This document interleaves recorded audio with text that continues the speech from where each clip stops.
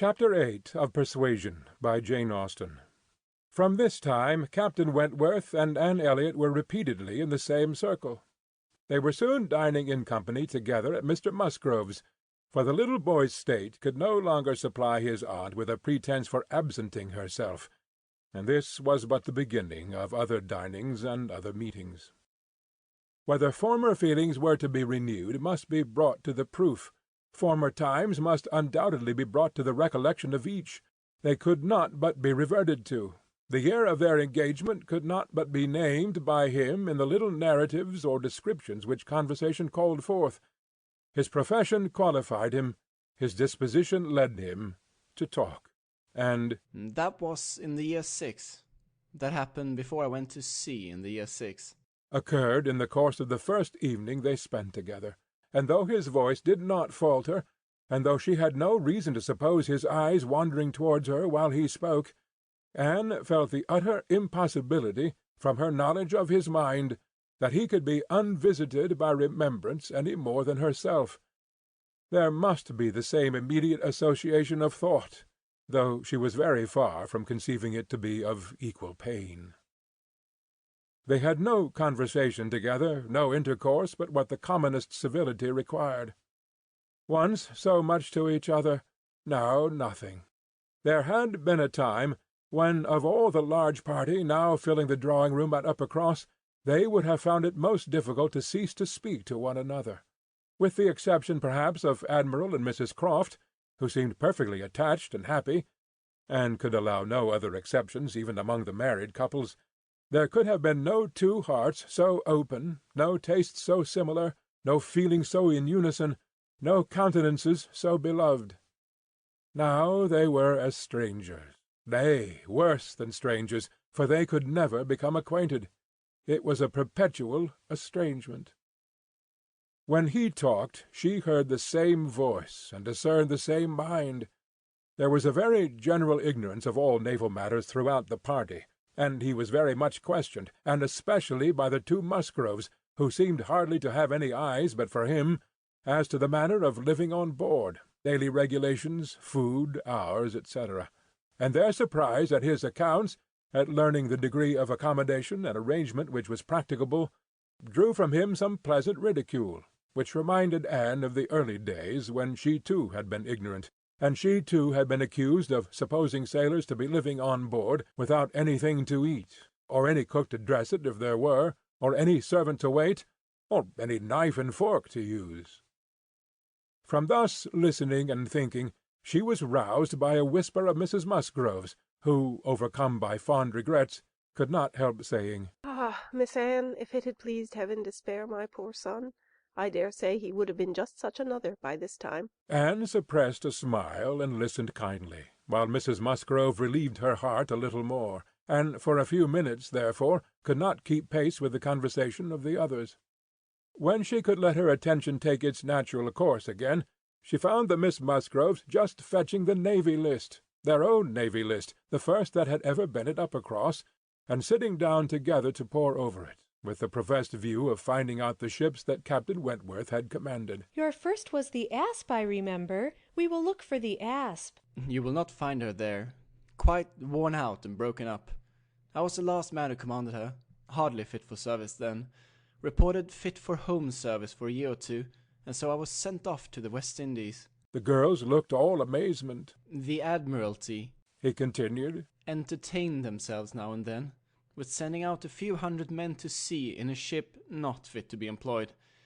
But they have a great many to provide for, and among the thousands that may just as well go to the bottom as not, it is impossible for them to distinguish the very set who may be least missed. "Pooh, pooh!" cried the Admiral. "What stuff these young fellows talk! Never was a better sloop than the Asp in her day. For an old-built sloop you would not see her equal.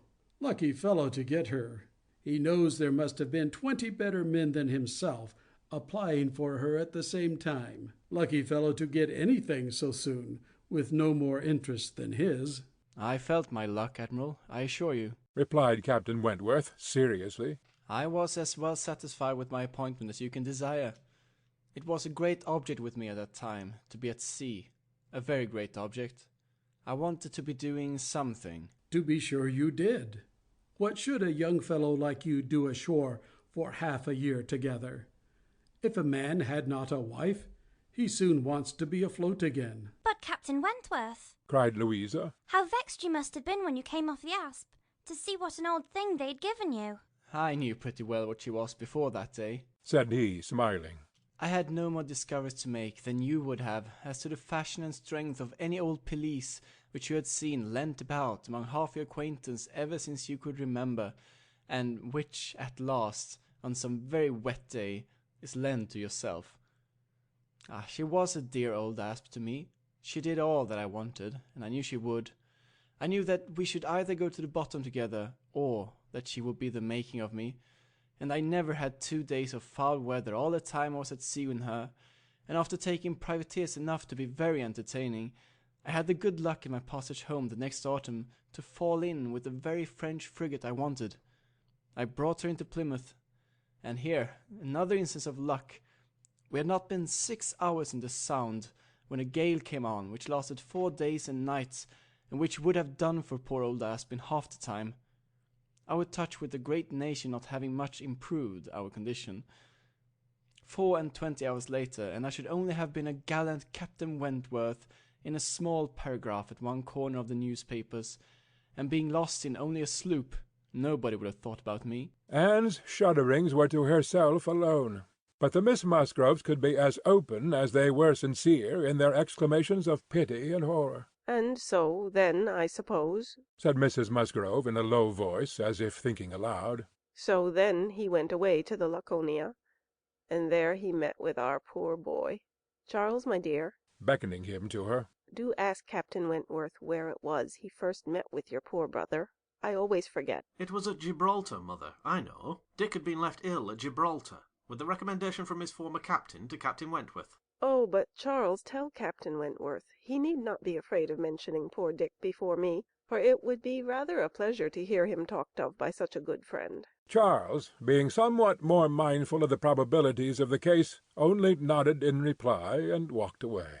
The girls were now hunting for the Laconia, and Captain Wentworth could not deny himself the pleasure of taking the precious volume into his own hands to save them the trouble, and once more read aloud the little statement of her name and rate and present non-commissioned class, observing over it that she too had been one of the best friends man ever had. Oh, those were pleasant days when I had the Laconia. How fast I made money in her. A friend of mine and I had such a lovely cruise together off the Western Islands. Poor Harville, sister, you know how much he wanted money. Worse than myself. He had a wife, excellent fellow. I shall never forget his happiness. He felt it all so much for her sake. I wished for him again the next summer, when I had still the same luck in the Mediterranean. And I am sure, sir, said Mrs. Musgrove, it was a lucky day for us, when you were put captain into that ship. We shall never forget what you did. Her feelings made her speak low, and Captain Wentworth, hearing only in part, and probably not having Dick Musgrove at all near his thoughts, looked rather in suspense, and as if waiting for more. My brother, whispered one of the girls. Mamma is thinking of poor Richard. Poor dear fellow, continued Miss Musgrove. He was grown so steady, and such an excellent correspondent while he was under your care. Ah, it would have been a happy thing if he had never left you. I assure you, Captain Wentworth, we are very sorry he ever left you.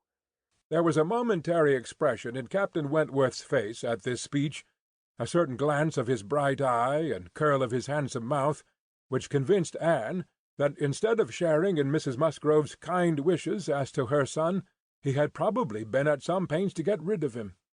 But it was too transient an indulgence of self-amusement to be detected by any who understood him less than herself.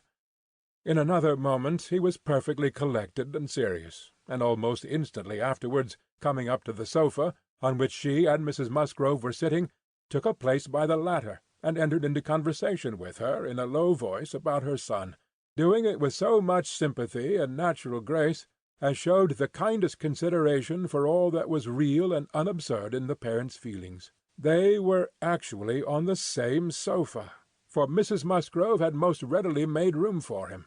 They were divided only by Mrs. Musgrove. It was no insignificant barrier, indeed, Mrs. Musgrove was of a comfortable, substantial size, infinitely more fitted by nature to express good cheer and good humour than tenderness and sentiment, and while the agitations of Anne's slender form and pensive face may be considered as very completely screened, Captain Wentworth should be allowed some credit for the self-command with which he attended to her large fat sighings over the destiny of a son whom alive nobody had cared for. Personal size and mental sorrow have certainly no necessary proportions. A large bulky figure has as good a right to be in deep affliction as the most graceful set of limbs in the world. But, fair or not fair, there are unbecoming conjunctions which reason will patronize in vain, which taste cannot tolerate, which ridicule will seize. The Admiral, after taking 2 or 3 refreshing turns about the room with his hands behind him, being called to order by his wife, now came to Captain Wentworth, and without any observation of what he might be interrupting, thinking only of his own thoughts, began with, "If you had been a week later at Lisbon last spring, Frederick, you would have been asked to give a passage to Lady Mary Grierson and her daughters." Should I? I am glad I was not a week later, then. The Admiral abused him for his want of gallantry. He defended himself, though professing that he would never willingly admit any ladies on board a ship of his, excepting for a ball or a visit, which a few hours might comprehend. "But if I know myself," said he, "this is from no want of gallantry towards them. It is rather from feeling how impossible it is, with all one's efforts and all one's sacrifices, to make the accommodations on board such as women ought to have. There can be no want of gallantry, Admiral, in rating the claims of women to every personal comfort high, and this is what I do. I hate to hear of women on board, or to see them on board, and no ship under my command shall ever convey a family of ladies anywhere if I can help it." This brought his sister upon him. "Oh, Frederick, but I cannot believe it of you. All idle refinement? Women may be as comfortable on board as in the best house in England. I believe I have lived as much on board as most women, and I know nothing superior to the accommodations of a man of war. I declare I have not a comfort or an indulgence about me, even at Kellynch Hall," with a kind bow to Anne, "beyond what I always had in most of the ships I have lived in, and they have been 5 altogether." "Nothing to the purpose," replied her brother. "You were living with your husband, and were the only woman on board." "But you yourself brought Mrs. Harville, her sister, her cousin, and 3 children round from Portsmouth to Plymouth. Where was the superfine, extraordinary sort of gallantry of yours then?" "All merged in my friendship, Sophia. I would assist any brother officer's wife that I could, and I would bring anything of Harville's from the world's end if he wanted it. But do not imagine that I did not feel it an evil in itself." "Depend upon it, they were all perfectly comfortable." I might not like them the better for that, perhaps. Such a number of women and children have no right to be comfortable on board." "My dear Frederick, you are talking quite idly. Pray, what would become of us poor sailors' wives, who often want to be conveyed to one port or another after our husbands, if everybody had your feelings?" My feelings, you see, did not prevent my taking Mrs. Harville and all her family to Plymouth. "Oh, but I hate to hear you talking so like a fine gentleman, and as if women were all fine ladies instead of rational creatures. We none of us expect to be in smooth water all of our days." "Ah, my dear," said the Admiral, "when he had got a wife, he will sing a different tune. When he is married, if we have the good luck to live to another war, we shall see him do as you and I, and a great many others, have done. We shall have him very thankful to anybody that will bring him his wife." "Ay, that we shall." Now I have done. cried Captain Wentworth. When once married people begin to attack me with, "Oh, you will think very differently when you are married," I can only say, "No, I shall not." And then they say again, "Yes, you will," and there is an end to it. He got up and moved away. What a great traveller you must have been, ma'am, said Mrs. Musgrove to Mrs. Croft. "Pretty well, ma'am, in the 15 years of my marriage, though many women have done more. I've crossed the Atlantic 4 times, and have been once to the East Indies and back again, and only once, besides being in different places about home, Cork and Libsyn and Gibraltar. But I never went beyond the Straits, and never was in the West Indies. We do not call Bermuda or Bahama, you know, the West Indies. Mrs. Musgrove had not a word to say in dissent. She could not accuse herself of ever having called them anything in the whole course of her life. And I do assure you, ma'am, pursued Mrs. Croft, that nothing can exceed the accommodations of a man-of-war. I speak, you know, of the higher rates. When you come to a frigate, of course, you are more confined, though any reasonable woman may be perfectly happy in one of them, and I can say safely that the happiest part of my life has been spent on board a ship. While we were together, you know, there was nothing to be feared. Thank God, I have always been blessed with excellent health, and no climate disagrees with me. A little disordered always the first 24 hours of going to sea, but never knew what sickness was afterwards. The only time I ever really suffered in body or mind was the only time that I ever fancied myself unwell, or had any ideas of danger, was the winter that I passed by myself at Deal, when the Admiral, Captain Croft then, was in the North Seas. I lived in perpetual fright at that time, and had all manner of imaginary complaints from not knowing what to do with myself, or when I should hear from him next. But as long as we could be together, nothing ever ailed me, and I never met with the smallest inconvenience. Ay, to be sure. Yes, indeed. Oh, yes, I am quite of your opinion, Mrs. Croft, was Mrs. Musgrove's hearty answer. There is nothing so bad as a separation. I am quite of your opinion. I know what it is, for Mr. Musgrove always attends the assizes, and I am so glad when they are over and he is safe back again. The evening ended with dancing. On its being proposed, Anne offered her services as usual, and though her eyes would sometimes fill with tears as she sat at the instrument, she was extremely glad to be employed, and desired nothing in return but to be unobserved. It was a merry, joyous party, and no one seemed in higher spirits than Captain Wentworth. She felt that he had everything to elevate him which general attention and deference, and especially the attention of all the young women, could do. The Miss Hayters, the females of the family of cousins already mentioned, were apparently admitted to the honour of being in love with him, and as for Henrietta and Louisa, they both seemed so entirely occupied by him that nothing but the continued appearance of the most perfect good-will between themselves could have made it credible that they were not decided rivals. If he were a little spoilt by such universal, such eager admiration, who could wonder? These were some of the thoughts which occupied Anne, while her fingers were mechanically at work, proceeding for half an hour together, equally without error and without consciousness. Once she felt that he was looking at herself, observing her altered features, perhaps, trying to trace in them the ruins of the face which had once charmed him, and once she knew that he must have spoken of her. She was hardly aware of it till she heard the answer, but then she was sure of his having asked his partner whether Miss Elliot never danced.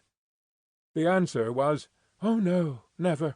She has quite given up dancing. She would rather play. She is never tired of playing." Once, too, he spoke to her. She had left the instrument on the dancing being over, and he had sat down to try to make out an air which he wished to give the Miss Musgroves an idea of. Unintentionally she returned to that part of the room. He saw her, and instantly rising, said, with studied politeness, "I beg your pardon, madam. This is your seat." And though she immediately drew back with a decided negative, he was not to be induced to sit down again. Anne did not wish for more of such looks and speeches. His cold politeness, his ceremonious grace, were worse than anything. End of Chapter 8 of Persuasion, by Jane Austen.